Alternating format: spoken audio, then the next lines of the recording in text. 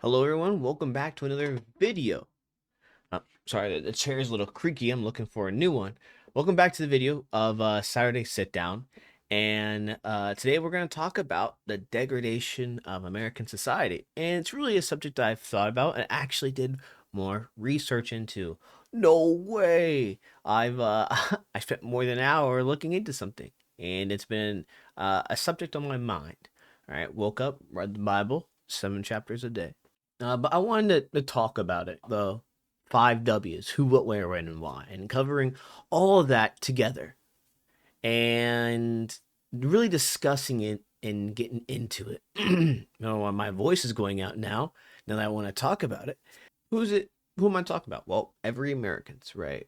Big or small, or just around us in general. That's who I'm talking about. The ones that you see driving the everyday street, the ones who are in the mall with you, probably when you were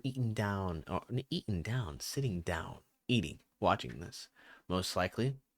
And how corrosive it's been to actively see and passively the slow decline of what America was, right? Back when it was founded. And it's kind of astonishing to think about how consistently it's been going down steadily. And now we're coming back up and people are fighting it. And one of the biggest things that I see is the education of people has been going down. How consistently over since like the 1950s, right after World War II, right, and the economic boom that's happened, and some other things. We'll get on to that later. But after then, it's just been a slow slope down in education, and with the lack of education, a lot of things get in the way. You don't know how to read, and therefore you're not really taught through texts about morals. You base it on what you see and what you hear. So if you don't know how to read, if you don't know how to write with education, that is, you take on what you see. That's one of the ways that you combat low crime. Make the people under them smarter than the people that were over them. And then that they can see what is, if you teach them right from wrong, then that they will know that, hey, I don't want to do that. That's in the wrong. I can see right from wrong. But they don't know. They think that's good. They think bad is good because they were not taught from right from wrong. And pride gets in the way due to them not having the chance to learn what pride is and what it can do. So I took my time to actually go out of the way and look things up. So I looked up the yes, the I'm looking at it right now. The current population reports the Department of Commerce back in 1950s. It says 1959 on November when it completed literacy rate status by 1950s, which is crazy to think about. The Bureau of the Census, I'm looking at it back in the 1950s, before phones. Out of everyone ages from 14 years and older in the U.S., for estimating the illiteracy rate was 3% or less. And I'm literally looking at it 50 years before, it was 11%. So in the span of 50 years, they literally, out of 1 in 10 people, it's less than 1 in 10 now that know how to read and write. And I'm like, wow, that's crazy. And looking at the metrics and how they actually kept this record, it's crazy what records have done. And through history, we were able to spot patterns. In today's term, National Center of Education Statistics, by the literacy rates, are literally 79% in the US. And sure, they go on into the study where they talk about blacks, white, and Hispanics and other, right, ethnicity between, uh, well, yeah, it changes between like 2019, I believe, is when they finished the study, when they started the study. It looks like 2012, 2014. They did multiple studies, it looks like.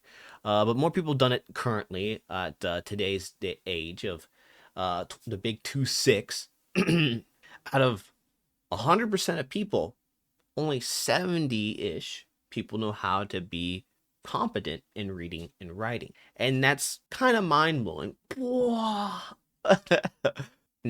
that, and I'm like, I'm onto something. Now I gotta lead somewhere. I got a story to build. I got a story to build. And with lack of education, it brings upon a lot of things. When you don't have proper education, now there's a difference between lack of education and proper education. Like, because you can have education, like my school system, but they just passed me along. I fall into the category of being partially illiterate. Some complex words, I'm like, what? Or, or like, spelling. Spelling is probably one of the things that I'm trying to re-educate myself on. I remember years back, I realized it was a problem whenever I had a friend who, thank God, it is a buddy, Evan, if you're out there, thank you. I said absorbed, thinking I'm saying absorbed. I literally thought I was saying the right thing, and he's like, no. And then my typing too, when I type, like they and are, and I said there, and I never put the little apostrophe in there. And thanks to him and his ways of correcting me by calling me an idiot. Read, nigga, read. And other things. um, I was able to fix my old habits of spelling correctly. But due to the lack of education, it increases one thing called crime. Crime is one of those things where they're like, oh, it's an economic issue. Oh, it's this issue. I'll tell you one thing. It's a lack of education. You teach a kid in the very beginning not to do right from wrong, they don't do wrong, right? And there's ways to teach them. Obviously, give them the hand, give them the belt. Let them know there's repercussions for their actions. The reason why crime is so apparent in America and you see it getting away for free is because our statistics on crime itself are skewed in a way where it's not really accounted for properly. And the punishment for crime is like a wet potato sack hitting you. It's heavy, but after it's, done hitting you, it's done hitting you. But the lack of the punishment system being suited for the crimes that they're committing, it incentivizes people to do wrong. Think about if the system allows for people to do wrong and you punish big people or like the major or felons of this doing wrong, that still doesn't stop more people to fill in their place. When you're dealing with evil, do not capitulate to their standards. Do not let it sit. Because it's like a log out in the wilderness on its side. Though it looks fine on the outside, it's still rotting on the inside. So don't let that rot. I know I talk about it all the time because I just have a thing with corruption. I have a thing with seeing things slowly degrade. And if they don't ever get fixed and they don't ever be handled, they will grow to be bigger and bigger and bigger until it's so big that it's now heavy and it's leaning you back. it's leaning you back when you're trying to carry it. But one thing that we can fix is the education. Go to school boards, see what they actually put out, and then actually validating the ones who teach the kids. Because nowadays, you have any Joe Schmo go up in there teaching some kids, and they can be filled with delusions. They're not be able to say what's right and wrong, or they're trying to indoctrinate kids, which now you see it now more than ever, of ill matters that should not be discussed with kids or should not even be talked about at all. And the prejudice of their parents get passed on to their kids, and then they have no experience it with, but they listen to their parents that have been wronged, and they don't have that proper education to come up in with a good moral structure, and they say what they say when they're completely fine. Just because your great great great grandpappy dealt with something, and you are blessed in a privileged society right now, doesn't mean that you're still struggling like they did back then. Come on. But due to the lack of education and this the pride aspect, and pride leads to a lot of things: destruction, conflict, destruction, fall, and these are basically all biblical. You see it all the time, right? With Saul, his pride got in the way, and he lost his kingdom, right? And most of his family. And literally, like everywhere you see it, it is it's been done before. It's been done before. That's why you have to kill your pride, or you're going to continue the past.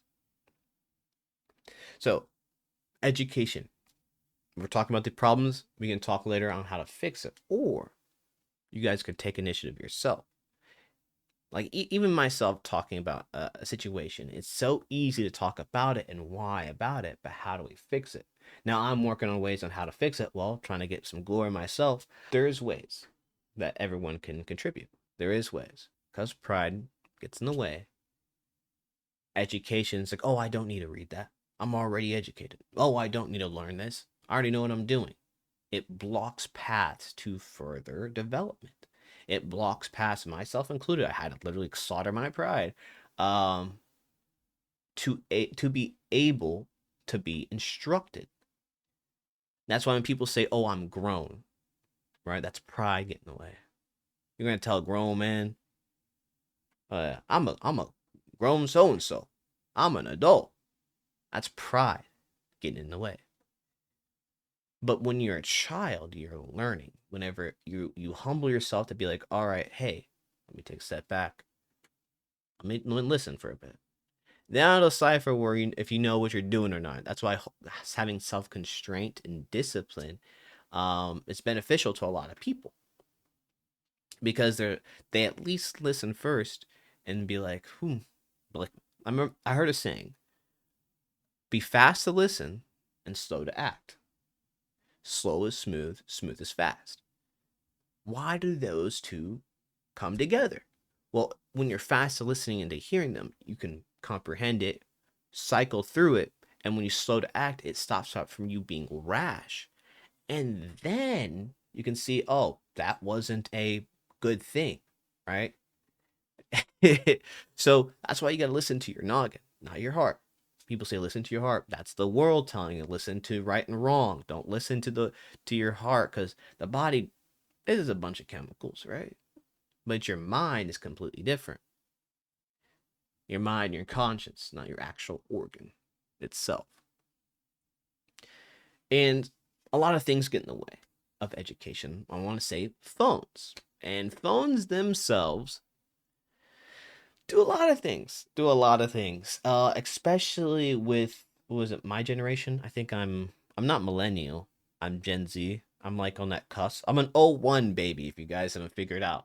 So I'm on that cusp of being millennial, but I'm still Gen Z. I'm still Gen Z. With the unk status of my friends call me.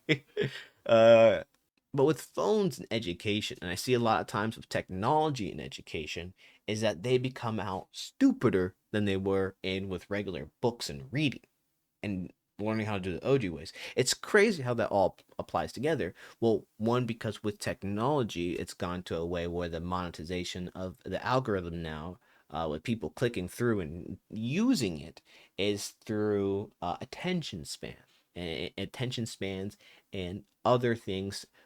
You know it. Scrolling through reels, TikToks, Facebook. What do they call them? Reels too? I don't know. What else is there? Insta Reels, Facebook. I said that already. TikTok. What's the Chinese one again? Billy.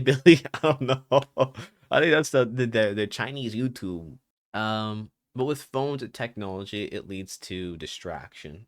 Uh, and then with the use of it, it also leads to a lot of other things, right? You can also say shorter attention spans. You can say that it leads to sleep deprivation. Like, I remember I used to have my TV on when I sleep, and now it's getting to a point where I myself, I push away my phone most of the time, or all the time, to have limited contact with it on the reels and um, the Facebook stuff. That's the reason why I don't do like YouTube Shorts as much or Insta Reels, just because I know how impactful that is on me and other people. I I don't want to get drawn in. um, and those are one other things that affect education and the lack thereof. And through the lack of education, we forget to learn about certain things and how things are built and what we are. I know I went on a tangent, but I'm reeling you guys back in. I'm a fisher. I'm a fisher. Which I want to go fishing, man. I didn't do this summer. I didn't do this summer, man. Did I get too busy or just I probably just didn't get busy. I probably just didn't set no time for it. Or forgot about it. Maybe it's the cost of gas. That's a big thing holding me back right now. But basically, when this all happened, well, what started to happen, in my opinion, um, back in the 1950s, bring you back there, just because that was the birth of the post-war recovery, the economic boom, um, the Cold War, yada yada, Korea War, yada yada, everything after, yada yada, right? But that's basically when it started, because of the indulgence. And when you have abundance, when you have abundance, you forget how to be frugal. You forget how to be wise with it. And one thing that I have to work on myself is that it comes in different ways. Being frugal, being wise with it, being a steward of your finances, and not being so indulgent in the world, because the world doesn't offer you anything good. It has some pleasures, but nothing really for in here for your soul. But it started in the 1950s, and that's when the whole American culture came along, right? The whole suburban culture, the birth of the middleman has been slaughtered today. But it happened back there, right? Mainly because of we had a lot in enlightenments. We had the civil rights movement.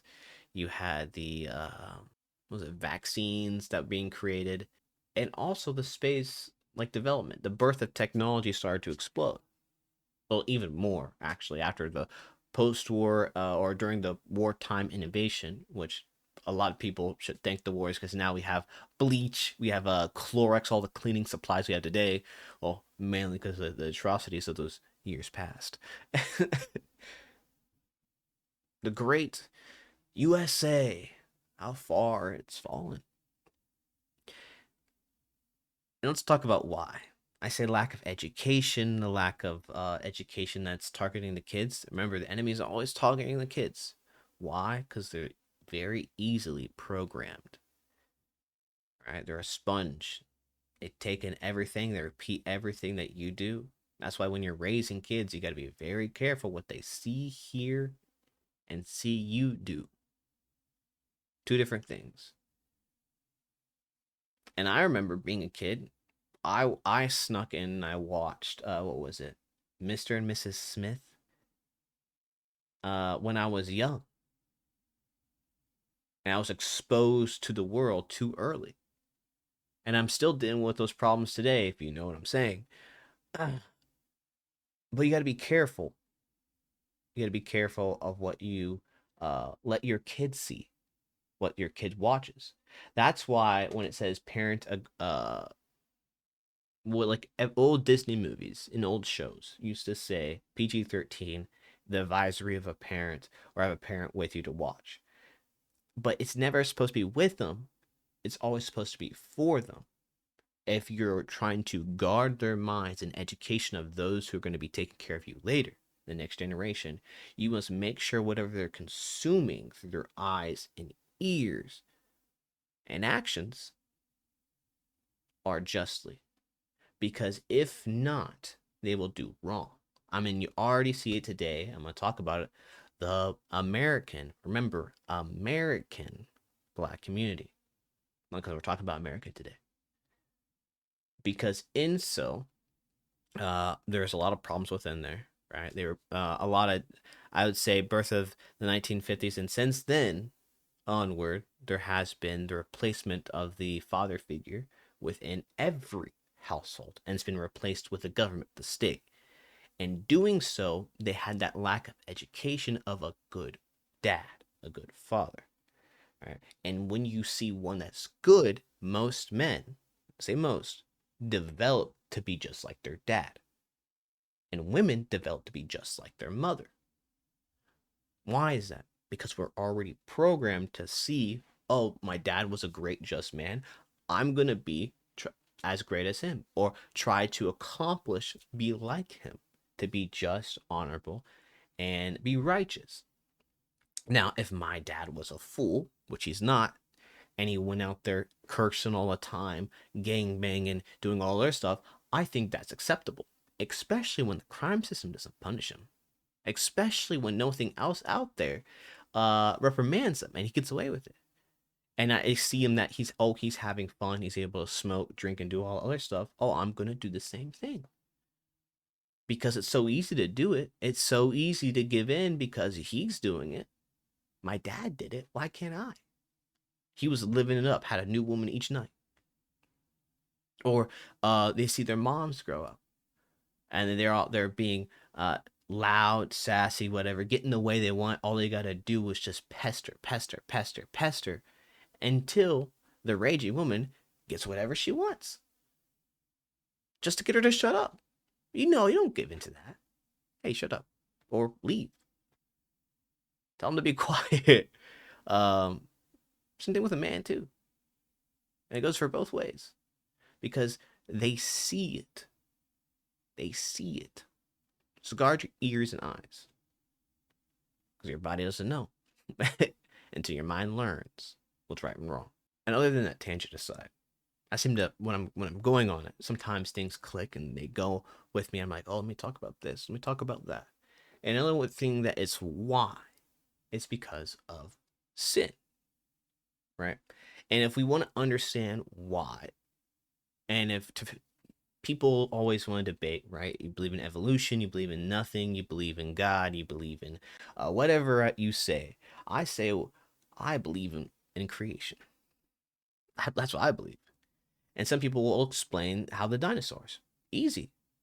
Before before Adam and Eve, Satan has already fell from the heavens. Before we were even put on the earth, the animals were there.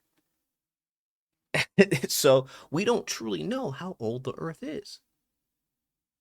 And so that's a whole different topic. That's a whole different topic. When you actually said, what if they're both true? It makes sense.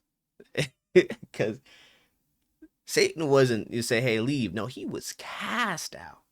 He said, we, like, the Jesus meme when he's balling on Satan? That's literally that.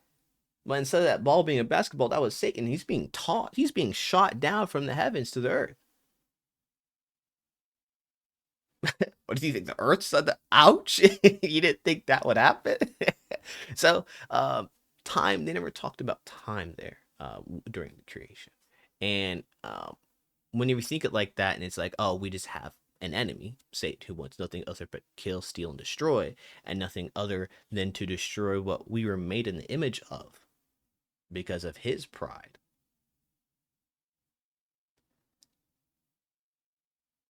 It makes so much sense. So guard your kids, guard your wives, and at least re-educate yourself. Learn and seek truth. Because the only reason why America struggles so much as it is today is because when we made our country, we dared to say, in God we trust. Yeah? In God we trust. And that very second of declaration, publicly, physically, and throughout the entirety of the US, there's been so much turmoil within the US. State being, right? Had to double check the recording. In the American Revolutionary War, there was a lot of factors. The French and Spain and the Netherlands. Those three. I wasn't the Netherlands. It was who was? It was like, well, no, it was the Dutch Republic. I'm looking at right now. The Dutch Republic, but Dutch, Belgium, Netherlands, they're both Dutch. All right, they're both French and German, you know, and how the Americans never should have won that war at all, at all. Every single time our generals fought, it was somewhat of a loss, and we only got supplied because of the French, and we barely got supplied because uh, the French navies won so much within the West Indies, which is the Caribbean, and around the border of the coast of the East Coast. And also talking about the Spanish too, they also chipped in. But I didn't look that far to see what they actually did. But I knew they chipped in because uh, yeah, political developments in Europe. Ah, so economically and politically, but mainly the French fought for the U.S. They were our first ally, and that's why I always say educate yourself, because some things I learned about today is that whenever whenever we were fighting and we were trying to revolutionary war, maybe because of taxes, right? We mainly because of the thing why wars to get started back then, taxes, taxes. In there, we're saying in God we trust. Had the French be like, you know what? Well, first off, they were bitter off of losing the 7 Years' War, and that's a whole different thing. And they wanted to get back at the British. But they did it so abundantly um, that it helped our nation to grow. And in battles that the French shouldn't have won or the U.S. shouldn't have won, the major strokes to having America being born were won in a landslide. And it was seemed to be physically impossible. That's why there's so many pains out there. It's like, oh, they're outnumbered. Oh, they're outgunned. Oh, the fortifications were too strong. But they prevailed. Some could say just battle planning. Some could say it was from God. But the birth of this nation was already planned. It was already planned. We said, in God we trust. And they had faith, and they withhold it, and they fought. Both sides, many men of valor died. But they believed, and they have faith. And since it was born, and since after so many things has happened, and the U.S. grew, and it colonized, and it got rid of all the Native Americans, because people really thought that Native Americans were indigenous people from Pocahontas. No, they were not. They were scalpers. They were prisoners.